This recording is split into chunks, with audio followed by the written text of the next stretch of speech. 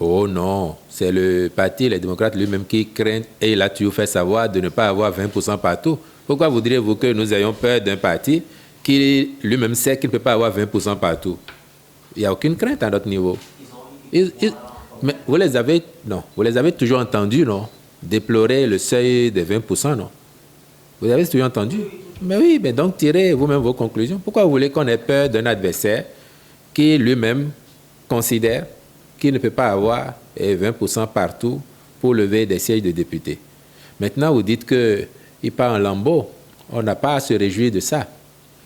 J'avais déjà dit que ce qui concerne la vie intérieure du parti, il ne m'appartient pas de commenter. Mais j'observe comme vous. C'est dommage, mais j'espère que en temps opportun, ils sauront se relever de leurs difficultés et se rebâtir, seul ou avec d'autres, pour devenir à nouveau un parti viable et compétitif. Vous savez que le seuil des 20% exigé par le Code électoral dans chacune des 24 circonscriptions, c'est un challenge pour tous les partis. Et même les grands partis qui soutiennent l'action du gouvernement, tout seuls, ne sont pas sûrs de faire les 20% partout. C'est ça qui les a encouragés à faire les accords de coalition parlementaire que la loi autorise. Bon, en face, le parti LD n'a pas conclu d'accord. C'est son choix. Il a décidé d'y aller tout seul.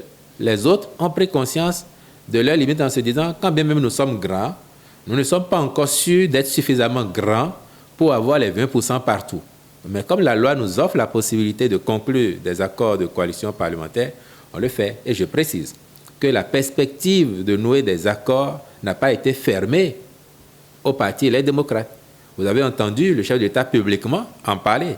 Le 28 juillet, il a encore dit, incitant les partis de divers bords à discuter pour voir ce qu'ils pourraient construire ensemble après lui, en concédant même que lui étant président de la République, certains considèrent qu'ils ne peuvent pas travailler avec lui.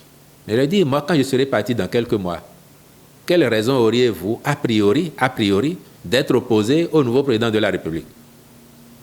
Au moins, vous lui laisserez peut-être le temps de l'observation pour juger.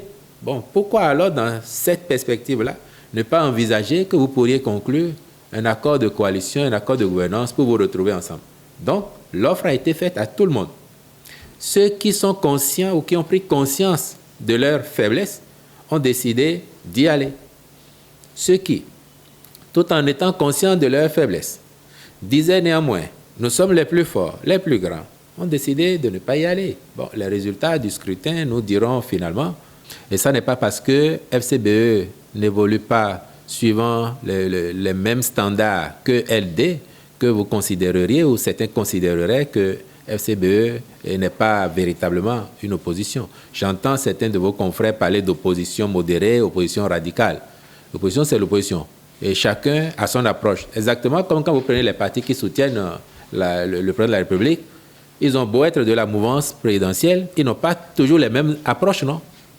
Ils n'ont pas les mêmes approches. C'est une question de logique. Donc, moi, je respecte ceux qu'on a en face comme opposants, que ce soit LD, que ce soit FCBE.